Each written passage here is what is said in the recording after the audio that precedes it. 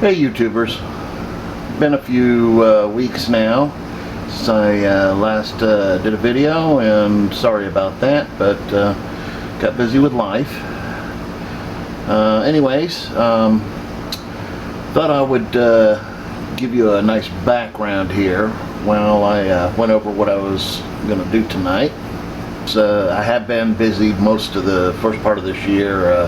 It's one of the busiest parts of my business of the year, so haven't had much time to really give it a lot of loving, but you know, I'm trying to keep up with the basic maintenance and all that. So anyways, what I wanted to do was go over a few quick tricks, what do you want to call them, things that have made doing aquarium maintenance somewhat easier that I've found throughout the years.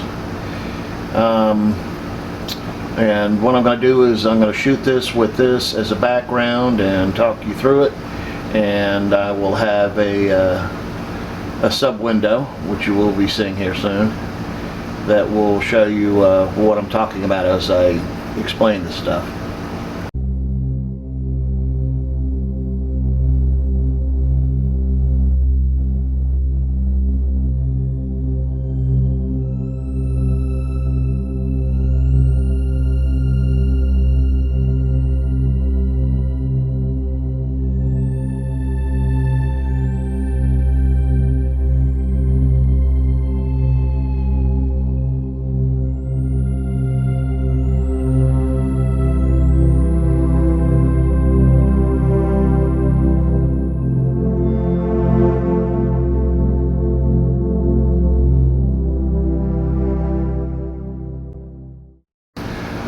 So first trick is water changes. Okay, water changes.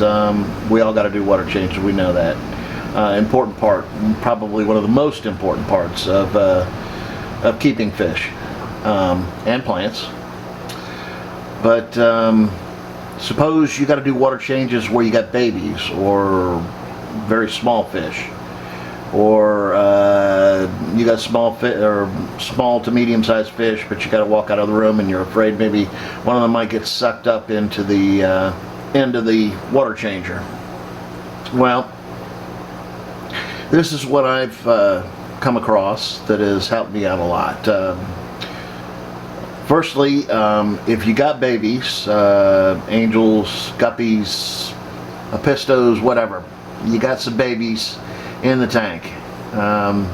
You didn't quite catch the eggs, or you wanted the parents to raise them, so they're in the tank with other fish, and you know you got to do a water change. Okay, well, what I found comes in very handy is that you can take the end of your siphon, which is this right here, and what you can do is you can, with small fish, small babies and stuff, is use a stocking, like a knee-high. You can get your wife, girlfriend, if you're a woman and keeping fish, then you probably got some of them laying around.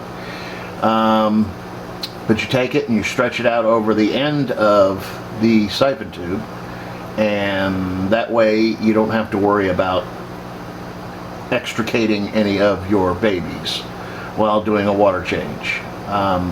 Now, I do realize this limits the ability to pull out some of the mulm and some of the larger material that may be laying on a bare bottom tank or even a sandy tank or whatever, but that's okay. That's okay. Your babies are only going to be babies for so long. They will get bigger, and you'll be able to get to that mulm and that extra stuff later on. And it's not really going to bother you in the meantime. As a matter of fact, it may do you, the babies, some good, because that mulm is a good place for a lot of small diatoms and creatures and little things that the babies actually eat to inhabit. So actually, it's a better thing to leave it in there. So you use an old knee-high or even a full-length stocking or whatever. You just need the foot part, and hopefully you don't have big toenails that poked a hole in it. If not, go out and pick up another set or whatever. But I mean, you know, if you use it exclusively for this, it's probably going to last you forever. So, but that's what I use when dealing with the fry. Secondly, you got some babies that have grown up, say toddler size, in human age, maybe in the 3-4 year old range or whatever. They're still pretty small, and they're very curious and not very smart about where they swim. You don't want to start draining your tank down and walk away or turn your back for a minute, because one of them might get sucked up, and you know, that would not be a good thing. We don't want that to happen. So what I found is you can use the netting that you get at the supermarket with like the baby onions and smaller vegetables and stuff. It's not a real fine netting, but it's fine enough that you don't have to worry about any of the babies swimming around and getting sucked up in. And you want to keep it hanging out a little bit beyond. You don't want to stretch it all the way up on top of the end of your siphon. You want to kind of let it extend out a little bit, and just use a rubber band to wrap around it. That will take care of keeping those babies or those toddlers or whatever safe from being sucked up by the siphon. Okay, so we got trick number 2. Trick number 2 has to deal with feeding of the fish and fry.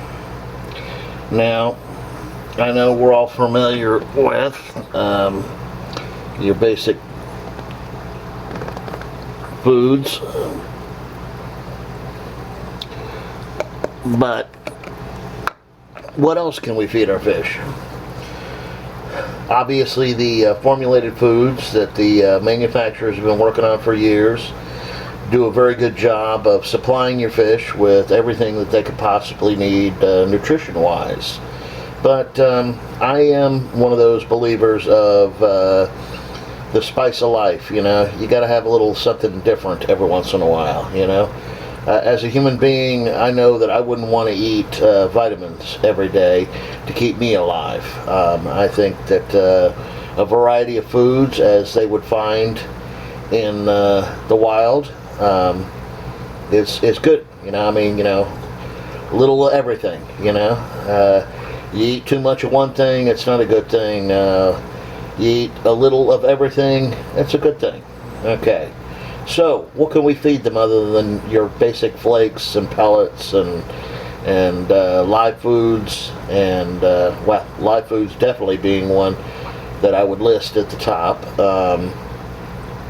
The other thing, frozen foods. Live foods and frozen foods are definitely much better than the basic flakes and pellets. Not to say that you shouldn't also feed those. Live foods and frozen foods are great as a supplement to what you feed your fish normally. You still want to give them the balanced diet, or the vitamin of the day kind of thing, which is supplied by most of your basic packaged foods. I'm not going to go into detail on which foods are good and bad. I think they all kind of supply a little of this and that. So as long as you keep the variety mixed, I think you're in pretty good shape. Other than that, what can we do on our own? Shrimp.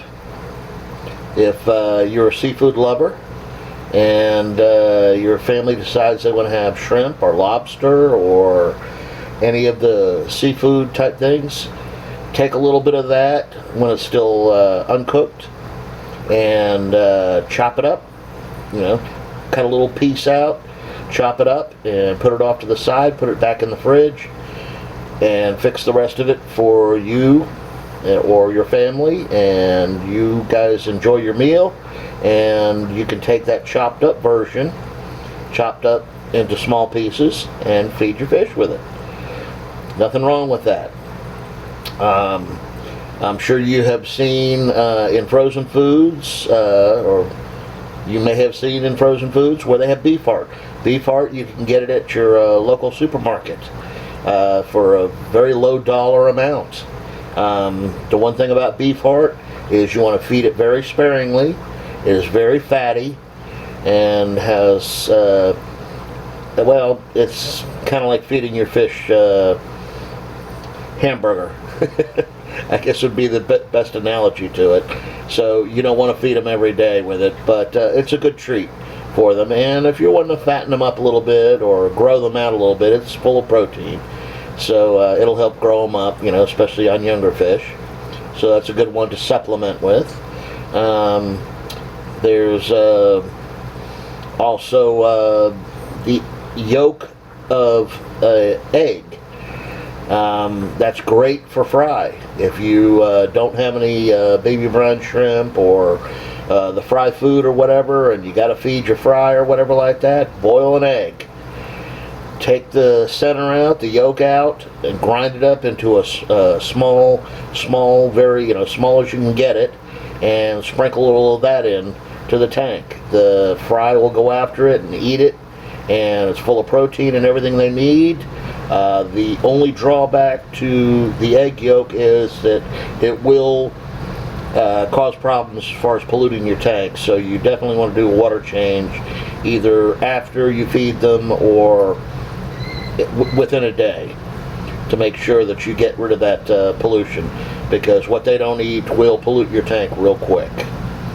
And with all of these homemade foods, you need to keep a close eye on that, because they will pollute your tank a lot quicker than the manufactured foods. So that's kind of covers that territory, and we will move on from there. Okay, so finally, the best tip I can possibly give you for tricks and tips of making life a little easier for you and your general maintenance and upkeep of your fish and plants is to get on YouTube and watch some videos. Get out there, search for aquarium videos, search for what you need, find what you need. It's out there, people. It's out there.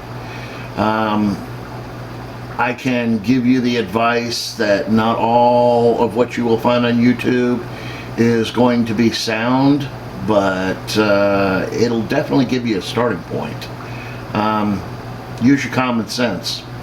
If you find a channel out there that doesn't sound right to you, then don't follow it. If it does sound like sound advice, then give it a try.